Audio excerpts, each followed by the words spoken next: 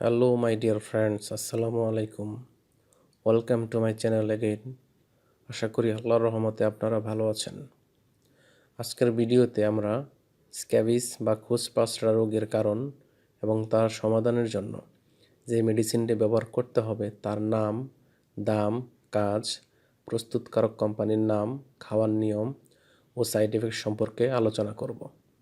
তবে ভিডিওটি শুরু করার আগে আপনাদের প্রতি আমার অনুরোধ, আপনি যদি আমার চ্যানেলে নতুন হয়ে থাকেন তাহলে অবশ্যই চ্যানেলটি সাবস্ক্রাইব করে লাইক, কমেন্টস এবং শেয়ার করতে ভুলবেন না। বন্ধুগণ, মানবদেহে যতগুলো রোগের আক্রমণ হয়ে থাকে তার মধ্যে স্ক্যাবিস বা খোসপাসরা রোগ অন্যতম।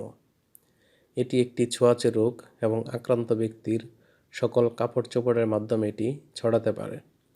এই সমস্যা সমাধানের জন্য আমরা যে মেডিসিনটি ব্যবহার করতে পারি তার নাম হলো লাইসিরিন ক্রিম। এটির গ্রুপ বা জেনেরিক নেম হলো পারমিথ্রিন। এটির উৎপাদন ও বিপণনজাতকারী কোম্পানির নাম হচ্ছে বাংলাদেশের স্বনামধন্য প্রতিষ্ঠান ড্রাগ ইন্টারন্যাশনাল লিমিটেড। লাইসিরিন ক্রিমের 15 গ্রাম টিউবের দাম 25 টাকা এবং 30 গ্রাম টিউবের দাম 50 টাকা। এই ক্রিমের সাথে একটি অ্যান্টিহিস্টামিন গ্রুপের মেডিসিন খাওয়া যেতে পারে, যেমন অ্যালাট্রল 10 mg অথবা ফ্যাক্সো 120 mg। এছাড়া এই রোগটি বেশি মাত্রায় ছড়িয়ে গেলে অ্যান্টিবায়োটিকের প্রয়োজন হতে পারে, যা ডাক্তারের পরামর্শ অনুযায়ী সেবন করতে হবে। ক্রিমটি ব্যবহারের নিয়ম। এই ক্রিমটি ব্যবহারের নিয়ম হচ্ছে, যাদের বয়স 2 বছর বা তার কম অর্থাৎ শিশু, তারা ঘাড়ে, কানে, মাথায় এবং মুখমণ্ডলে ভালোভাবে এটি ব্যবহার করতে পারবে।